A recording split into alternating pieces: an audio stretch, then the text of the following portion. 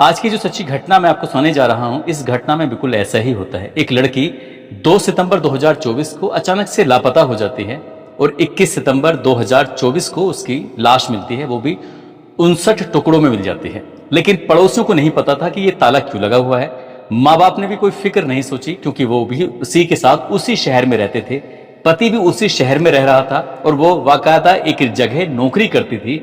उस नौकरी करने वाली जगह पर भी कितने लोग आते जाते रहे होंगे, लेकिन किसी ने भी जानने की कोशिश नहीं की कि आखिरकार वो कहाँ है। लेकिन पता चलता है जब जब उसमें से दुर्गंध आने लगती है। और ये कहानी सुनने के बाद फिर लोगों को याद आता है कि राष्ट्रीय राजधानी दिल्ली के छतरपुर इलाके में 18 मई 2022 को एक लड़की के छोटे छोटे 35 से ज्यादा टुकड़े कर दिए गए थे। उस लड़की का नाम श्रद्धा वालकर होता है और उसके टुकड़े करने वाला जो लड़का होता है आफ्ताब अमीन पुणे वाला। दरअसल इसने उस लड़की के 35 टुकड़े किए और उन्हें जंगल में फेंक देता है। हालांकि मामला अभी कोर्ट में विचाराधीन है और 2 साल से ज्यादा का समय बीत चुका है, लेकिन अभी तक इस मामले में अभी कोई कार्रवाई यानी कि कह सकते हैं कि सजा नहीं मिली है। लेकिन ऐसे ही एक और मामला जब सुर्खियों में आता है तो लोगों की दिलचस्पी बढ़ जाती है इस केस के जानने की। आज हम कहानी जो सुनाने जा रहे हैं, इस कहानी के माध्यम से उसी केस के बारे में जानने की कोशिश करते हैं। आखिरकार उसका कत्ल किसने किया, क्यों किया, कौन है वो लड़की, कहां से वो आई है। आज की जो सच्ची घटना मैं आपको सुनाने जा रहा हूं, ये सच्ची घटना है कर्नाटक प्रदेश की राजधानी बेंगलुरु का एक व्याली कवल एक इलाका है। 6 क्रॉस पाइपलाइन रोड पर एक 3 मंजिला मकान है। दरअसल 3 मंजिला मकान में एक कमरा होता है। उस कमरे से लगातार दुर्गंध आ रही थी और पड़ोसी बहुत ज्यादा परेशान हो जाते हैं। जब पड़ोसी परेशान हो जाते हैं तो मकान मालिक को फोन किया जाता है और मकान मालिक को फोन करके कहते हैं कि साहब, कमरे से बहुत ज्यादा दुर्गंध आ रही है, आप आकर देखते क्यों नहीं है, आप आकर बात क्यों नहीं करते हैं। जैसे ही मकान मालिक ने आकर देखा तो वाकई दुर्गंध आ रही थी। मकान मालिक ने जिसको किराए पे दिया हुआ था उसके फोन पर फोन करते हैं तो नंबर स्विच ऑफ आ रहा था, बातचीत हो ही नहीं पा रही थी। थोड़ा परेशान हो जाते हैं, फिर सीधा घर जाते हैं। घर जाने के बाद अपने घर के कागजों को टटोलना शुरू कर देते हैं। वो कागज जब उस किराएदार ने किरायानामा बनवाया था तो उसमें अपना अल्टरनेट नंबर भी दिया था, यानी कि अपने नंबर के अलावा ऐसे 1-2 नंबर और दिए थे, जिसमें उसकी बहन का और माँ का भी नंबर था। अब पुलिस ने मकान मालिक ने जैसे ही दिए गए नंबर पर फोन किया तो फोन करने के बाद एक महिला होती है मीना राणा, फोन उठाती हैं। पूछा जाता है कौन, वो मैं मीना राणा बात कर रही हूँ, आपकी बेटी है, वो कई दिन से लापता है, बातचीत नहीं हो पा रही है, उसका फोन भी नहीं मिल पा रहा है, आप आके देख सकती हैं क्या बात है। दरअसल ये जो किराए पर दिया हुआ था, एक चाबी बेटी के पास रहती थी तो एक चाबी माँ के पास रहती थी और माँ और बेटी एक और उसकी बहन होती है। तब माँ बेटी सीधा वहां पहुंचती हैं। 21 सितंबर 2024 की दोपहर 3 बजे या 3:30 बजे के आसपास का वाकया रहा होगा। उन्होंने आने के बाद जैसे दरवाजा खोला तो दरवाजा खोलते वक्त माँ बेटी साथ हैं और उनकी एक बेटी जो इसी घर में किराए पर रहती है। साथ ही जो किराएदार हैं और जो आसपास के किराएदार हैं, मकान मालिक, सब लोग दरवाजा खोलने का इंतजार कर रहे थे ये देखने के लिए कि आखिरकार वजह क्या है कि इतनी दुर्गंध आ रही है। जैसे दरवाजा खोला जाता है और दरवाजा खुलता है तो एक तरह की गैस बनी हुई थी और बहुत तेजी के साथ जब दुर्गंध बाहर निकलती है तो लोगों का 1 सेकंड भी वहां पर रुकना दुश्वार हो जाता है। लेकिन माँ तो माँ होती है, बहन तो बहन होती है। माँ बेटी जब अंदर जाती हैं, अंदर जाने के बाद जो दृश्य उन्होंने अपनी आंखों से देखा था, उस दृश्य को देखने के बाद उनकी चीख निकल जाती है। चीख निकलने के बाद सीधा वो उस कमरे से बिल्कुल बाहर आते हैं और इसी बीच में फिर पुलिस को फोन कर दिया जाता है कि यहाँ पर कुछ ऐसी अप्रिय घटना हुई है, जितनी जल्दी हो सके आप उतनी जल्दी यहाँ पर आ जाइए। अप्रिय घटना की सूचना मिलने के बाद अब यहाँ पर पुलिस आती है। पुलिस को जिस हिसाब से बताया गया था, पुलिस पूरी तैयारी के साथ आई थी।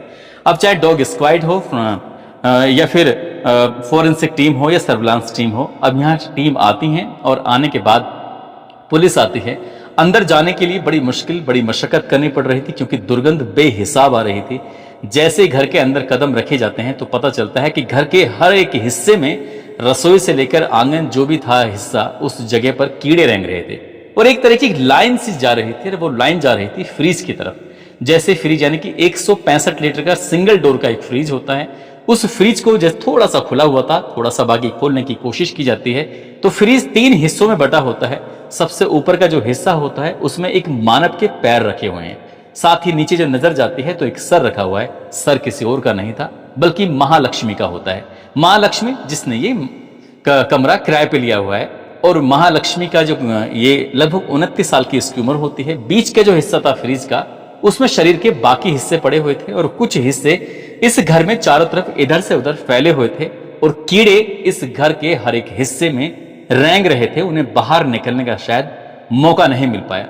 अब यह खबर थी कि सोशल मीडिया पर थोड़ी ही देर में वायरल होनी शुरू हो जाती है और जिस तरह से दिल्ली के छतरपुर में एक लड़की की यानी कि श्रद्धा वालकर की हत्या कर दी जाती है आफताब अमीन पुणे वाला द्वारा, तो वैसे ही मामला कि उस मामले से जोड़कर इस मामले को देखा जाने लगता है।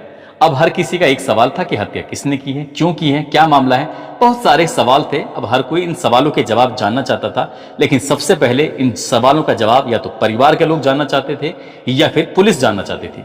पुलिस ने जब यहाँ जांच पड़ताल करना शुरू किया है तो इस लड़की का जो महालक्ष्मी का जो फोन होता है वहीं बेड पर मिल जाता है। उसको तुरंत ही सर्विलांस लगा दिया जाता है देखने के लिए कि आखिरकार इस फोन पर कब कब किस किस से बातें हुई हैं, किस किस से ये कांटेक्ट में थी। तो आखिरी बार जो फोन होता है वो 2 सितंबर 2024 को होता है। इससे पता चलता है, पुलिस ये फिर अंदाजा लगाने लगती है कि ये शायद 2 और 3 सितंबर 2024 को इस लड़की की हत्या हुई है, लेकिन क्यों हुई है, किसने की है। अब इन सवालों के जवाब जानने की जब कोशिश कर रहे थे, एक तरफ तो इसकी जो लाश के टुकड़े थे इनको इकट्ठा करने के लिए पोस्टमार्टम हाउस में जो काम करने वाले कर्मचारी होते हैं उनको बुलाया जाता है, क्योंकि चारों तरफ ये जो ब्लड और जो मांस के टुकड़े फैले हुए थे उनको पुलिस के लिए इकट्ठा करना बहुत मुश्किल काम हो रहा था दुर्गंध की वजह से।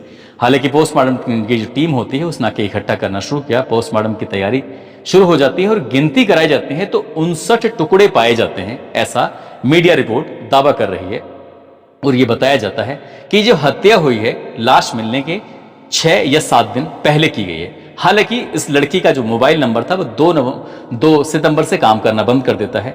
19 दिन तक वो गायब रहती है। अब इसके बारे में जब जानकारी जुटाई जाती है तो महालक्ष्मी नाम की ये महिला होती है जिसकी उम्र 29 साल के आसपास होती है और ये महिला नेपाल की रहने वाली होती है। दरअसल 2019 तक ये महिला नेपाल में रहती थी, इसका परिवार भी नेपाल में ही रहता था। लेकिन परिवार के लोगों ने 2019 में हेमंत दास नाम के एक व्यक्ति से इनकी शादी कर दी और हेमंत दास मोबाइल की शॉप पर काम करता था बेंगलोर में और वो अपनी पत्नी को भी साथ लेकर चलाता है। बिल्कुल जिंदगी ठीक ठाक चल रही थी, लेकिन मार्च अप्रैल 2023 तक तो जिंदगी ठीक चल रही थी। इस बीच में एक बेटी भी पैदा हो जाती है। हेमंत दास मोबाइल की एक शॉप पर काम करता था और ये लड़की होती है महालक्ष्मी। इसको मल्लेश्वर में एक नामी ग्रामी मॉल होता है, वहां पर ब्यूटी शॉप पर सेल्स वुमेन लीडर का इस पे जॉब मिल जाता है और जिंदगी ठीक ठाक गुजर रही थी। लेकिन एक दिन इस व्यक्ति यानी कि हेमंत दास को यह पता चलता है कि उसकी पत्नी का एक नाई की दुकान पर काम करने वाले लड़के अशरफ से अफेयर चल रहा है और इसी वजह पर इन दोनों में झगड़ा होता है, फसाद होता है और लड़की ने अपने पति से अलग होने का फैसला कर लिया। उसने अपनी बेटी को भी नहीं लिया, जबकि उसकी बेटी होती है, बेटी पति के साथ रहने लगती है इनके हेमंत दास के, और ये महालक्ष्मी अपनी माँ के साथ चली जाती है। माँ के साथ कुछ दिन जहां वो रहती थी उसी इलाके में रहना शुरू कर देते हैं, लेकिन वहां से वो अपना अलग कमरा ढूंढ लेती है और जो कमरा लिया जाता है वो वयाली कबल इलाके में लिया जाता है। 3 मंजिला जो मकान होता है वहां रहना वो शुरू कर देती है। वहां पर उसकी जिंदगी ठीक चल रही थी। सुबह लगभग 9:30 बजे घर से निकलना होता था, रात लगभग 10 बजे के आसपास अपने कमरे पे आना होता था। आसपास के लोगों ने जानने की कोशिश नहीं की है कि अकेली लड़की रहती है, कभी इसे किसी चीज की जरूरत तो नहीं है। अड़ोसों पड़ोसी को शहर में वैसे भी मतलब नहीं होता है। वो आती थी जाती थी और उसकी जो दिनचर्या थी वो अपना आप में बिजी थी, या फिर मॉल में जो काम करती थी वहां लोगों से जान पहचान थी। लेकिन एक अनजान व्यक्ति था जो उसे लाता था और लेके जाता था, ऐसा पड़ोसी बताते हैं। लेकिन जब पुलिस इस मामले की जांच पड़ताल करती है और पति ने जब शिकायत बताई तो कहा कि अशरफ ने ही इसका हत्या की होगी, अशरफ ही ये सब कर सकता है। पुलिस ने अशरफ को पकड़ा, गिरफ्तार किया और उससे जब पूछताछ की तो उससे कुछ ऐसी जानकारी निकल नहीं पाती है। लेकिन पुलिस को शक ये भी होता कहीं ऐसा तो नहीं पति का रोल हो। पति से भी जब जांच पड़ताल की जाती है, पूछताछ की जाती है, तो पति का भी इसमें कोई रोल नजर नहीं आता। ऐसी स्थिति में महालक्ष्मी से जुड़े हुए प्रत्यक्ष और अप्रत्यक्ष रूप से जितने भी लोग होते हैं उनसे भी पूछताछ की जाती है। फिर पुलिस को एक सबूत हाथ लगता है, पुलिस को ऐसा क्लू हाथ लगता है कि पुलिस का यह दावा है कि इस घटना का हर हाल में उन्होंने खुलासा कर ही देना है, लेकिन कुछ थोड़ा सा समय चाहिए। भुवनेश्वर का रहने वाला कोई व्यक्ति है जो कि फिलहाल पश्चिमी बंगाल में रह रहा है। इसके लिए 6 टीमें बनाई जाती हैं इसको गिरफ्तार करने के लिए। बाकी लोगों को भी हिरासत में लिया हुआ है, पूछताछ की जा रही है। लेकिन बेंगलोर पुलिस का दावा है कि बहुत जल्दी इस घटनाक्रम का खुलासा होने वाला है और वो जल्दी ही उस कातिल तक पहुंच जाएंगे। कत्ल क्यों किया है, इसके पीछे की वजह क्या है, पति से बात करते हैं तो वो कहता है कि अशरफ ने कत्ल किया है। पुलिस से बातचीत अगर मीडिया करती है तो पता चलता है कि कातिल अभी बाहर है, वो घूम रहा है, उसको पकड़ने की कोशिश की जा रही है, जितनी जल्दी हो सकता है उसे पकड़ सकते हैं।